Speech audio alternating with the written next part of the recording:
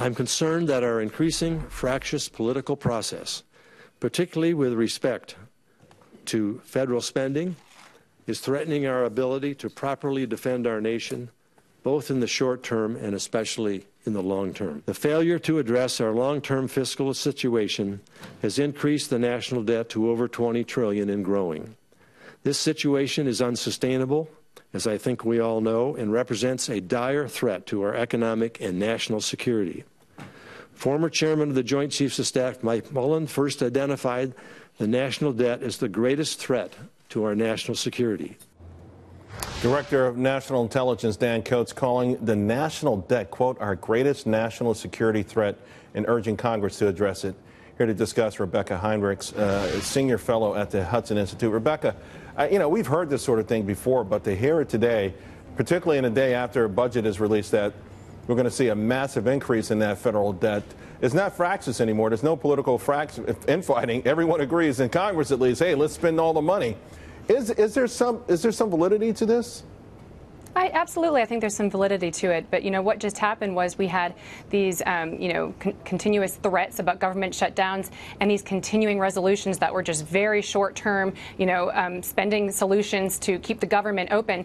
Meanwhile, the Department of Defense was just desperate for a budget that provided consistent, stable funding levels. And by the way, for fiscal conservatives, this is important because what drives the cost of a lot of these major weapons programs, our ICBMs, our missile defense systems, is when we have these short-term spending solutions rather than these long-term stable funding solutions. But with all due respect, we've got a longer-term solution. I mean, 2 years is not a CR, right?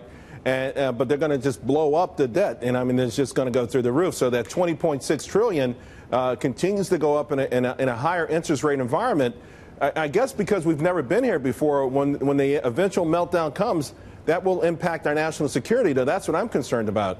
I'm concerned about that, too. But, politics stands in the way because Republicans have been beating this drum about getting a consistent funding bill for the Pentagon. And the Democrats have said, I'm not going to give you that consistent funding bill unless you fund all of these goodies that I want in mandatory spending and entitlements. And so in order for the Republicans to actually pass a budget, they had to include this gigantic bargain that blew up the bill and included all of these goodies. Right. So the situation is there are not enough Republicans in the Senate to pass a purely fiscally conservative Republican budget. So you have to do a lot what the Democrats want, and as a result, you have a gigantic funding situation here. It brings new meaning to the national debt bomb, that's for sure. I do want to ask you about this drone. A U.S. drone blew up a tank in Syria over the weekend, and, Russia's been downplaying a report that a few hundred Russian mercenaries were killed last week by U.S. forces in a failed attack on a U.S.-held military base and refinery. Is this stuff? I mean, this is the kind of stuff I would expect to see on a Showtime series.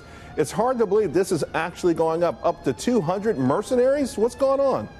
Yeah, I prefer not to use what I believe is a euphemism, mercenary. This is Russia. Russia is behind this. This is Russia's efforts. And the Russians like to do this where they have these sort of, they call them mercenaries or they say they had nothing to do with it. The Russian government is denying that had anything to do with it. But the truth of the matter is the Russian Air Force with Iran is propping up and enabling pro-Assad forces in Syria, enabling Assad to stay there. And meanwhile, the United States, along with our allies, along with Israel, is trying to make sure that Assad does not stay in Syria and that Iran doesn't gain this foothold in Syria. So, this sort of battle, this proxy war, is becoming an all-out real war. Yeah, I mean, I've only got 20 seconds left, but how dangerous is it when we actually engage in gunfights with Russia, American soldiers, troops rather, versus Russian troops? That's got to be on a precipice of something bigger. Right. This is why the Trump administration, how ironic, because of all of these accusations of Trump-Russia collusion, President Trump and his administration has been incredibly tough with Russia in trying to deter Russia in various regions of the world, because what we don't want is a war with Russia.